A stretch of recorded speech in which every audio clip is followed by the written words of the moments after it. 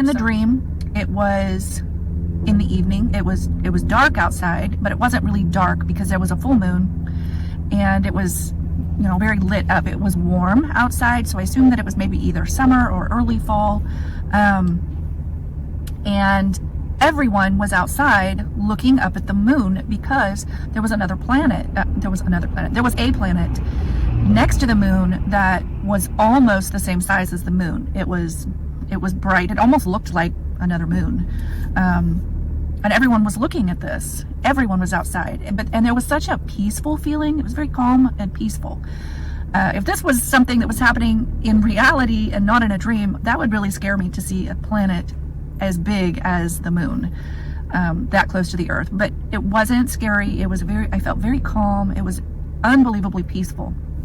All of a sudden, without warning, I started to rise off of the ground.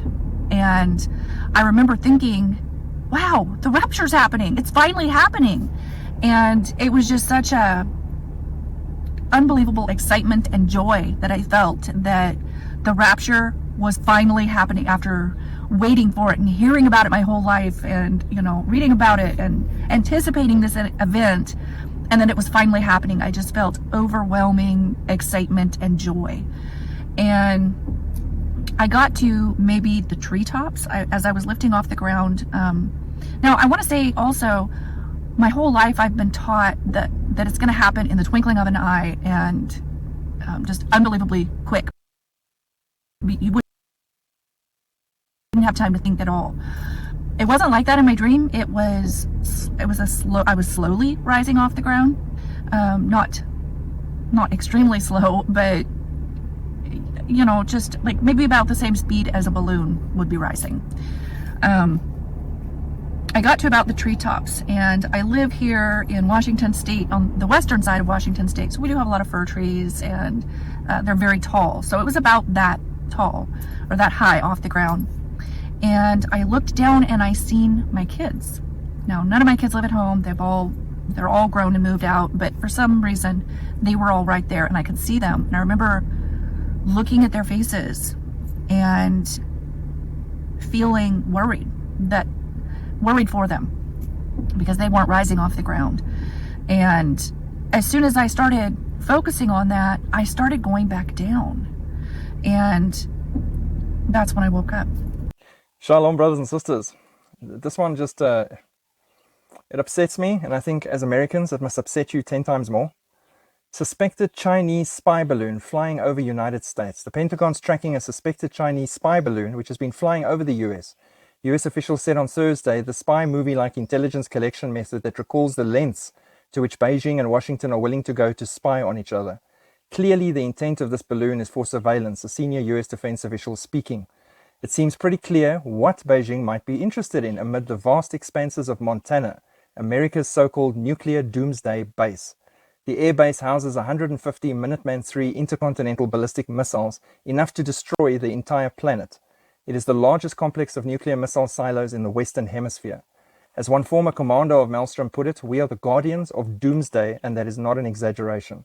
Maelstrom is one of only 3 top security bases that are home to America's full arsenal of 400 Minuteman IIIs. The nuclear missiles that are operated and maintained and in a nuclear war would ultimately be fired by the 341st Missile Wing, which is part of the US Air Force's Global Strike Command. The officials said that Washington had been tracking the balloon since it entered US airspace a couple of days ago, including by observing it with manned US military aircraft. Senior US military leaders considered shooting down the spy balloon over Montana, but eventually recommended against it because of the potential safety risk from debris. So go ahead and spy. We're okay with that. We're not going to do anything.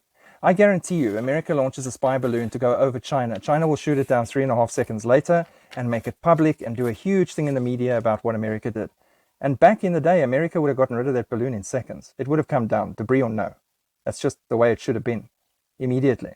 You're going to tell me there's not another way to handle this? It's a balloon.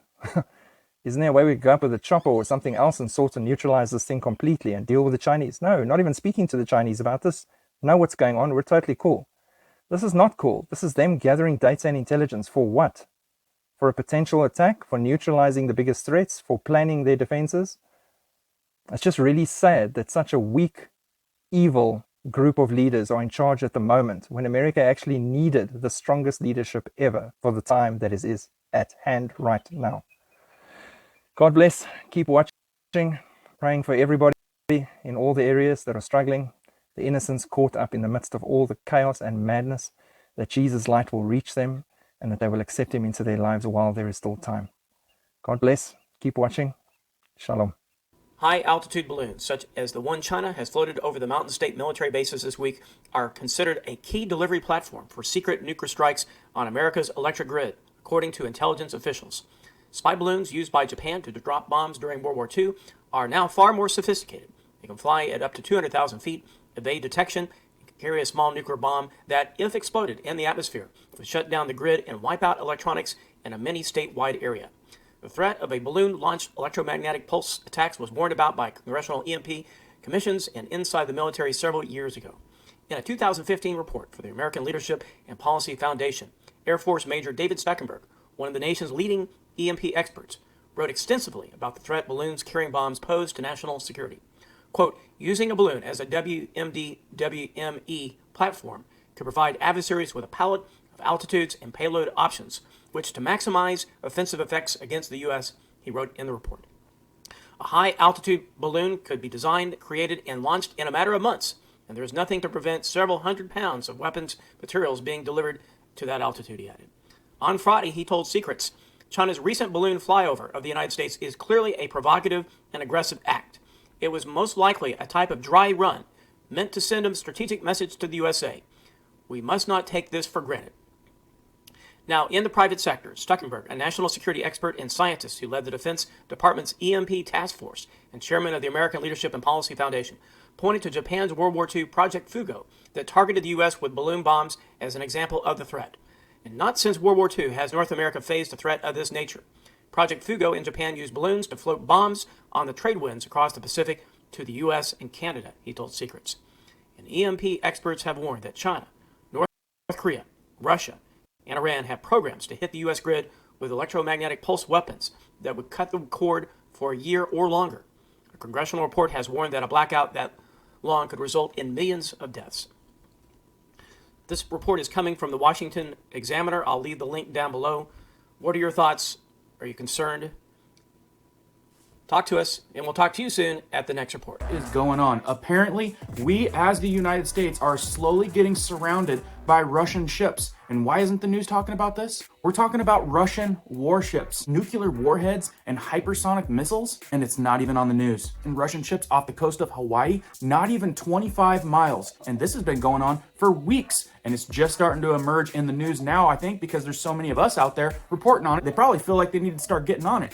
And of course, numerous reports of them being up off the coast of Alaska. Many people reporting that they continually get chased off. But if you're anything like me, what you're noticing is a trend of them just closing in. So the big question is this concerning to you? And what type of threat does this pose? Let's go over the details of each situation. If you guys are brand new here to our awesome community, welcome. If you like emergency preparedness, how-tos, prepping tips, and news that might affect you, be sure to hit that notification bell so you guys can stay up to date. Let's jump into this one. So like I said, I'm seeing all kinds of reports. There's only a handful of YouTuber preppers out there that are reporting on this. We apparently have Russian nuclear missile ships off the coast. We've got many reports up near Alaska. We've got reports of them being off the Hawaiian coast, not even 25 miles. And the new one creating all the buzz is the one off the East Coast, supposedly a Russian hypersonic nuclear tipped missile ship with nuclear warheads and hypersonic missiles. And this one is expected to only be around 100 miles off the coast. So is it just me, or does it look like we're slowly getting surrounded? And more so, what's the probability of an attack? And if they did happen to get crazy and pull the effects, let's go over it. Okay, so let's start with Alaska, talk about that for a minute, then we'll go to Hawaii, and then we're going to go to the East Coast, which is the most concerning one of them all. So most of us have seen the reports of the ships off of the Alaskan coast, which is, I think, within about 100 miles. And this happens to be Russian ships and Chinese ships. And the reports of those really started ramping up at the end of September into October, which was just a few months ago. Here in this article of Newsweek, you can see it's titled, Russian and Chinese Navy ships spotted less than 100 miles off the coast. Now, I'd have to say that spotting these ships up off of the Alaskan coast is probably more common, not as much as being 25 miles off of the Hawaiian coast or 100 miles off of the East Coast. Real quick, this article said a group of Russians and Chinese warships warships were spotted in the Bering Sea several dozen miles off of the Alaskan island. And this started September 19th, the U.S. Coast Guard said on Monday, confirming Moscow and Beijing's second joint patrol in 12 months. Now, this wasn't just a couple ships. I believe there was 7 or more ships. The crew of Legend-class cutter USCGC Kimball monitoring a surface action group comprising at least 7 ships, 4 of the Russian Navy and 3 of the Chinese People's Liberation Army. And this was according to the Coast Guard's 17th District. A statement said by the Chinese Navy's Type 055 destroyer Nachang, which the U.S. classifies as a guided missile cruiser, sailed approximately 75 nautical miles north of Kiska Island. The Nanchang was joined by 2 other Chinese vessels and 4 Russian naval vessels. And they weren't separated, they were all in single file order as they operated in the U.S. exclusive economic zone. Here's a map of the U.S. CG District 17 area of operation. So it gives you an idea of what area and what waters they were traveling in.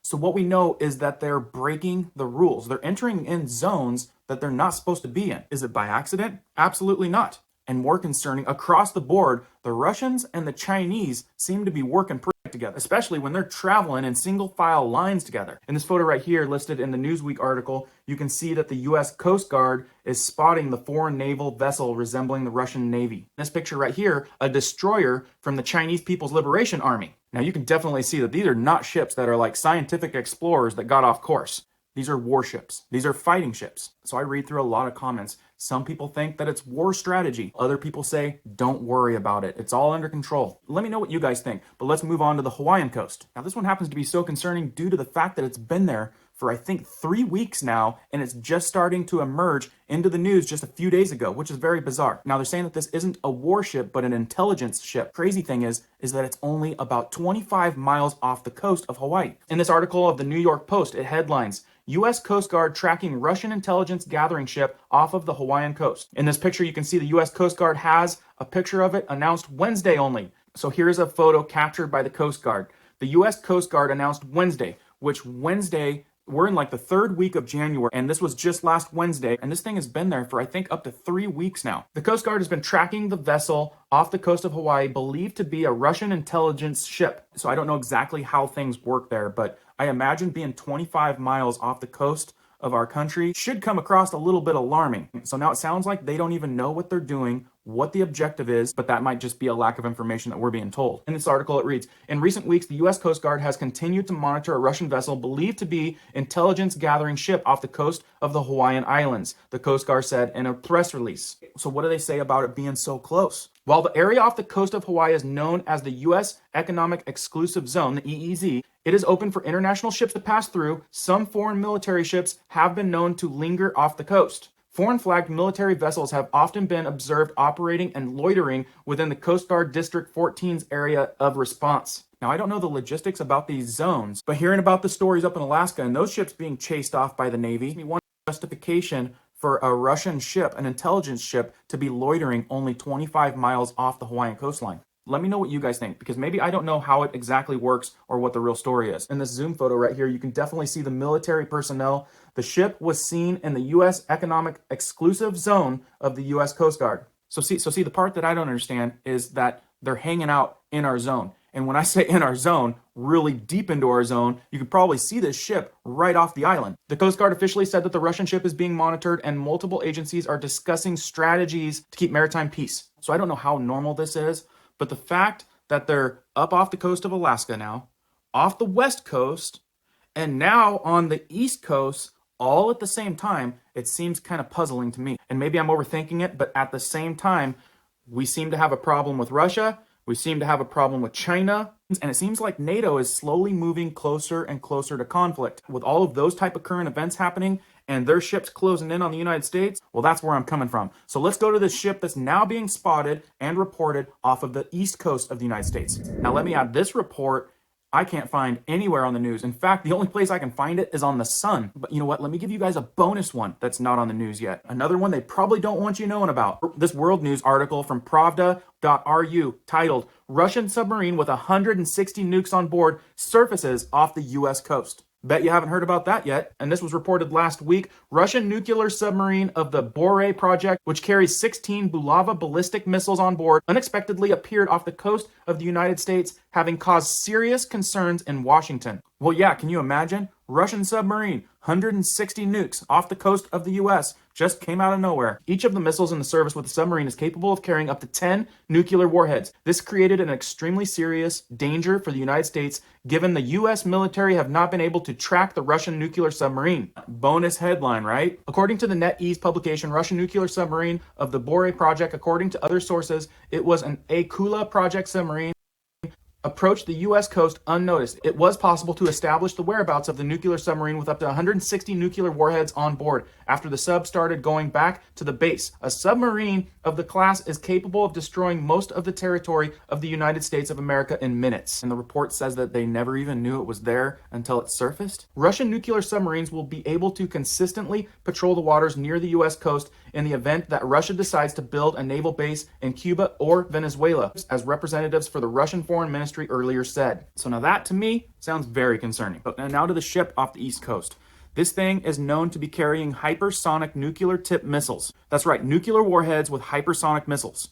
It is now being reported by a couple prepping channels to have traveled down here along the East Coast and is within around 100 miles of the coastline. And it's really interesting. If you guys look at the flight radar, you can see that they're like avoiding this area. So I'm assuming that it's probably currently somewhere in this line right here. So a lot of people are asking, what type of threat could this pose? Well, how long does it take a missile to get up to where it needs to be? 40 seconds. And looking at this map right here, do you guys realize, hypothetically, if this thing was detonated straight above Omaha, the EMP coverage is huge. It would cover almost the entire United States. Like I said, it only takes 40 seconds to get to altitude. And what happens if we have an EMP like that? It takes out our communication.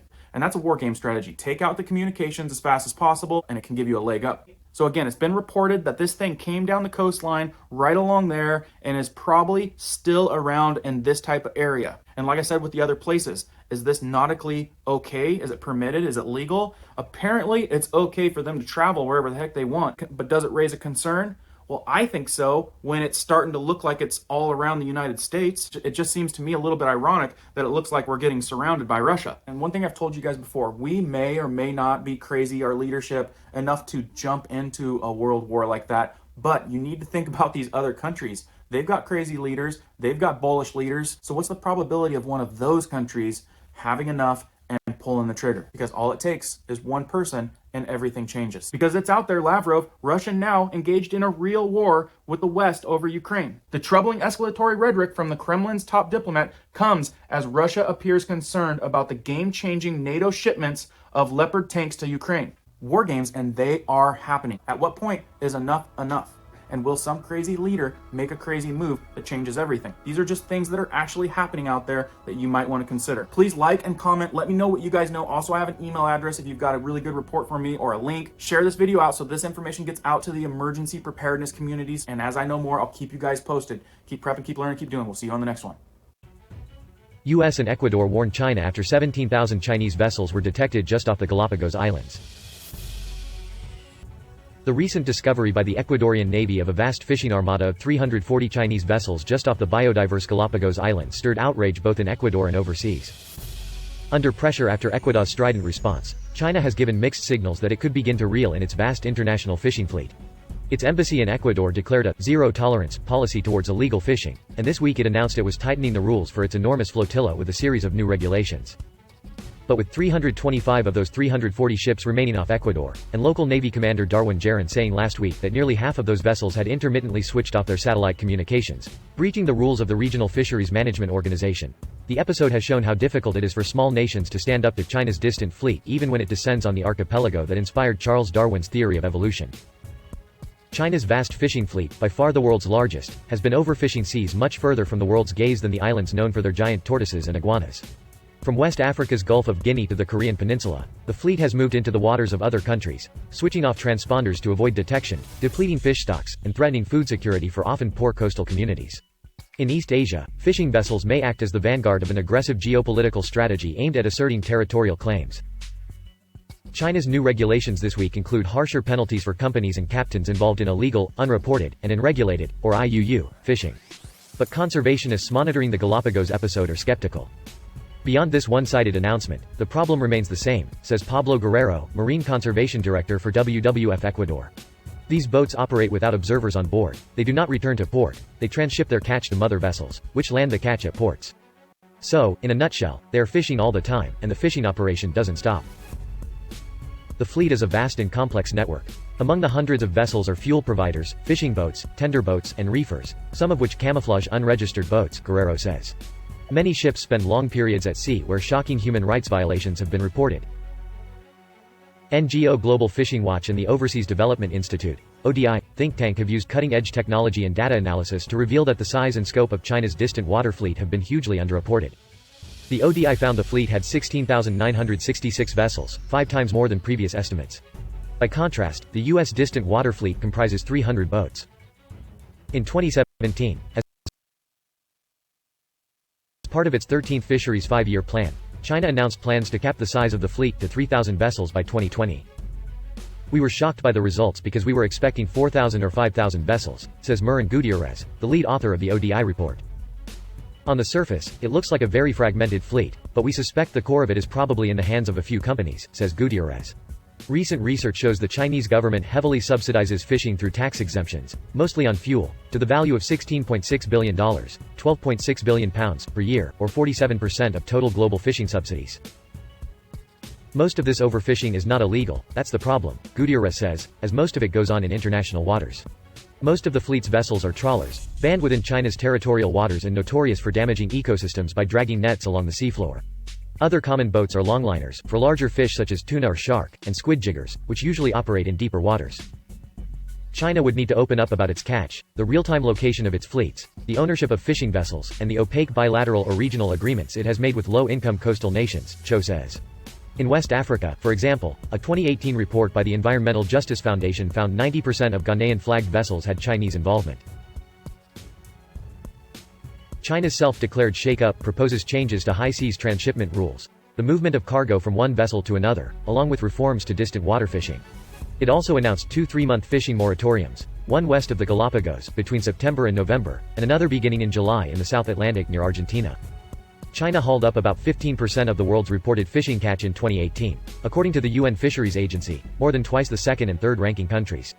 But the lack of transparency means it is impossible to truly know how much seafood humans take from the ocean amid an alarming drop in marine life in the past half-century.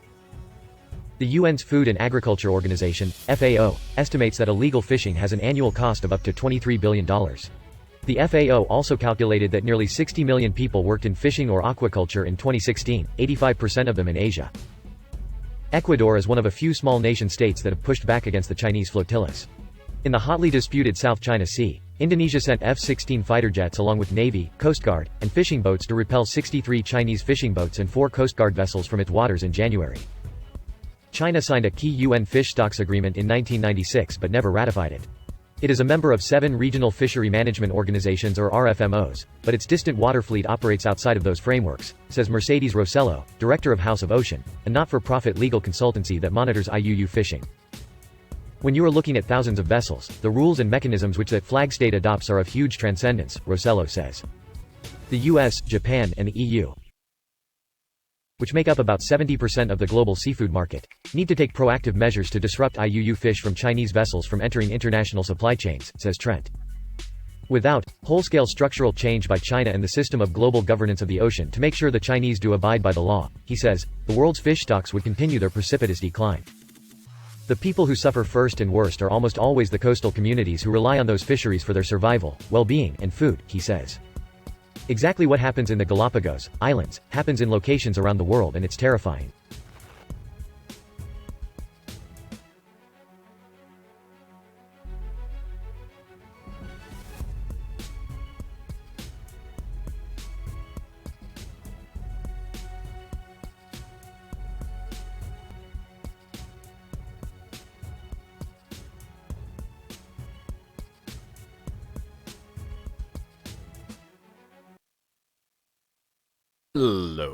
Hello everybody, it's 4:42 p.m. Central Time on the 3rd of February 2023. It's Friday here in the United States And I just got a short update for you here. I'm going to turn on a display capture and show you what's on my local news here.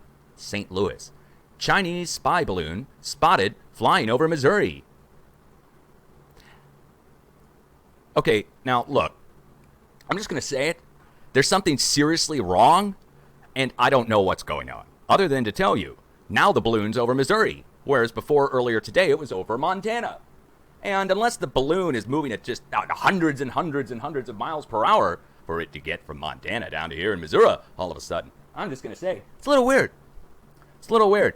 So here's my local news, KSDK News, which is NBC News here in St. Louis covering it. I could play it. I don't know. Again, I haven't played this. I'll just turn off the... check it out. They're running commercials on it, so you know. But they're urging the governor to activate the Air National Guard. I would shoot it down, personally. That's what I would do. Definitely when it's an unknown object. It could be filled with some kind of toxic gas or something. First thing we should probably do is just shoot it down. That's probably the best thing. The other thing that we could possibly do is to retrieve it. That would be something that would be worth doing with an aircraft or some kind of helicopter or drone to retrieve the balloon or to observe it at some altitude using remote observing capabilities, such as cameras. Anyway, it's over Missouri now, huh? Something doesn't smell right about all this, guys. This whole thing doesn't pass the smell test. Now, I'm going to tell you something really quick here. We're going to go over to YouTube, and I'm going to turn on a display capture. You can already see it good. We're going to go over to MonkeyWorks. I'm just going to tell everybody, you should probably check out MonkeyWorks channel since he's probably the only person on YouTube that actually would cover this stuff. But here we go, and Chinese balloon over the United States. But in his update, I want to say this one? No. This one. 3 days ago. Let's see if I can find it. Now, I'm not looking to step all over MonkeyWorks or anything, guys. You guys come over and check his site, check his updates, and get up to date on the flyovers and so forth that are happening. But I do recall him talking about a few odd balloons that were in the air over the United States. I don't know exactly where it was in the update, though. So let's just go take a look. Again, he covered it. He covered the balloons. This is a couple days back now. There were these weird balloons that were over the United States a few days back, and Monkey covered it, and they were, like, U.S. related somehow. Okay, so I don't know if they were, I don't know, in this update somewhere. Anyway, in the update, he covered the balloons. It's really odd because now here we are. We've got the balloon over Missouri. Now, I'm going to go over and check. I don't even really know where to check other than maybe we could go over and look at the College of DuPage radar, look at the weather radar or something, and see if we could possibly see it on the weather radar. I know that'd be a real long shot to see any kind of thing on the radar that's small, but let's just say it's over Missouri from the northwest. It would be maybe up here. Let's see if the National Weather Service is taking a look at it. I mean, they might try and use the NEXRAD to look at it. Yeah, you can observe things with weather radar other than weather. Let's just see what shows across northern Missouri, northwest Missouri first before we go any further. Again, this is just a long shot. I'm not saying it'll show anything. Oh, wait. Whoa, wait a second. Look at it. We got something flying across there. Look at that. Look at that. Right, boom. That's not a flock of birds. I don't know what that is, but that's something taking off there. Flying across. Oh, look at that. We got a bunch of things taking off there. Interesting. Right about there. You see, we got a bunch of stuff take off right there and fly away. And they're all taking off from the same spot. Maybe an airport there? I don't know. All right, well, that's interesting. Okay, well, let's go see what's showing on St. Louis radar, see if anything weird is showing here. I'll tell you what, guys, it's not every day we get a flyover from a Chinese spy balloon. It's such BS, guys. They could shoot that down in a second, unless there's something on it. They're probably spraying something over us right now. We're all going to die. Sorry. My wife is here in the room with me. She just kind of snickered when I said, they're probably spraying stuff on us, guys. It's going to make us feel good. Probably spraying stuff on us to make us better. Give us longer lives. Looks like something's taking off from Scott Air Force Base there. Hold on one second. Scott Air Force Base is across the river. Nah, no, that's some kind of smoke or something. I don't know. It's coming from right next to the Air Force. It's probably chaff release. Right there. This?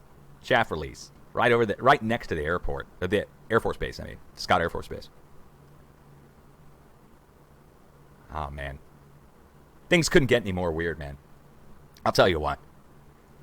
So, what do we do with this? I'm going to make a video on this. I am going to upload this over to YouTube just to let everybody know. The balloon is now over in Missouri, and they're talking about taking an Air National Guard and shooting it down. It's an unknown. It could be bad, guys. I mean, it could have stuff in it. I mean, I hate to say it, but I mean, if you were an enemy of the United States and you just launched some balloons over us that contain something, or some kind of time release something, or some kind of aerosol spraying something, or something that's in the balloon inflated, I don't know. It's got solar panels on the underside of it, right? That means it's doing something. Chinese spy balloon.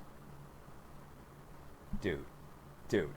I swear, if everybody comes down with some kind of weird sickness all of a sudden, you know what to blame it on. This is too weird. It's never happened, guys. Never happened in my entire life. Never happened. I'm 47 years old. Never happened. We've never had a scare of balloons coming over the United States from another country like China or something. Maybe in Russia.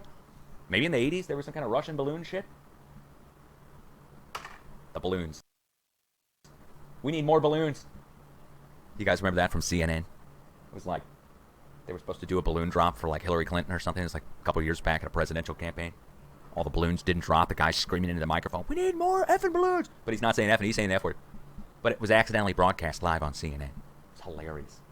Dude screaming in the microphone, "Give me more balloons! Give me more balloons!" They're like, "Dude, this is live. This is live." They're trying to get through to the guy. Somehow his mic was patched into the CNN. Oh, it's hilarious. Go search Hillary Clinton more balloons, man. All right, anyway. You guys, be safe. I'm going to save this as a video just for future documentation purposes of a balloon flying now over Missouri that was previously over Montana. The speed at which it's moving has to be hundreds and hundreds of miles per hour for it to reach from Montana down to here in Missouri in the same day. You wouldn't normally expect that with a balloon unless it's super, super high altitude. And if it's a super high altitude balloon with solar panels attached to it, this sounds like some kind of James Bond shit.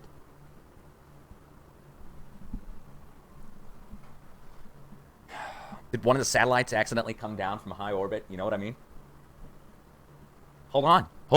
Now hold up a second now. Hey, let me just throw it out there. What if something happened where our quote-unquote satellites up in space? I just did bunny ears with that. Satellite up in space, you know? There are some people who ventured out a guess that it might be high-altitude balloons with solar panels on them and that there are no satellites at all. That's because there is no space at all. And that space is a front and a lie. And this isn't me, but these balloons up there, I don't know, man. Balloons with solar panels on them. Oh, my God. All right. Does anybody in chat have anything to add except for an emoji into this? Okay, all right. Sorry, hate to ask you. Look out for this over on YouTube in just a few. It's a pointless video, but I've got to upload it. So we'll be doing an earthquake update here at some point. We're getting to day 14 of the 14-day watch for South America, but that's going to be a completely separate video at a separate time. This balloon stuff is just... We'll see what happens. And if it is Chinese spy balloons, let's just say it is Chinese spy balloons. Our military totally dropped the ball. I have no confidence in the military now if this is really Chinese spy something or other over the United States. Because I found the dude, the DEW, the Directed Energy Weapon on weather satellite, and had to contact the Department of Defense. You remember this. If you're a viewer of mine, you remember this. I caught it live. We had to contact the Department of Defense to let them know it was happening. Okay? They responded to my video and my viewers contacting them with a public press conference within that week acknowledging that I was correct, first of all, about the DEW. But it took a week for them to respond. They didn't know. Otherwise, I mean, come on, it was causing fires in California. If you're the Department of Defense, you're going to shoot that stuff down, right? Unless it was us doing it to ourselves, which I seriously doubt. Even if it was doing it to ourselves, the military would catch wind on it, they would shoot it down thinking it was an enemy, right? So, anyway, I had to find that crap myself and send it to them. So here I am finding dues and sending it to them. They're acknowledging that it is and so forth. And then now this? Again, I'm starting to wonder, like, what's going on? You can't blame the president. This dude's not even there. He's an empty suit, man. That guy freaking doesn't know day from night. So you can't blame him. So who do we blame? I would blame commanders, and I would blame generals, and I don't know, guys and gals in the radar department. Is there even a radar department? What if they're trying to blame this on China and it's really ours? What if these are really our balloons and we're using them to surveil each other ourselves? You know? What if the military's too busy policing us instead of the rest of the world, you know? Oh, man, dude, I'll tell you what. After what I found out yesterday, all cards are on the table.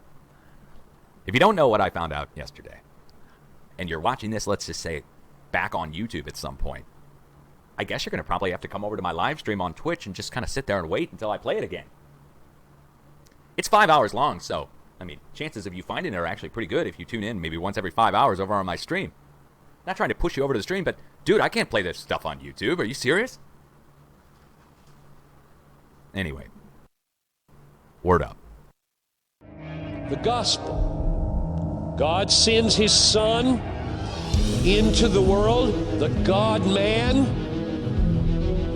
really man, really God, really human, really divine, lives a perfect life, fulfills the whole law, dies in the place of sinners intentionally, absorbs all the wrath of God against those who believe in him, takes away all their guilt, forgives all their sins, rises from the dead triumphant over death and hell and Satan, sins, rules with power from on high, will come again, give eternal life, raise from the dead all those who've trusted in him. There is no better news.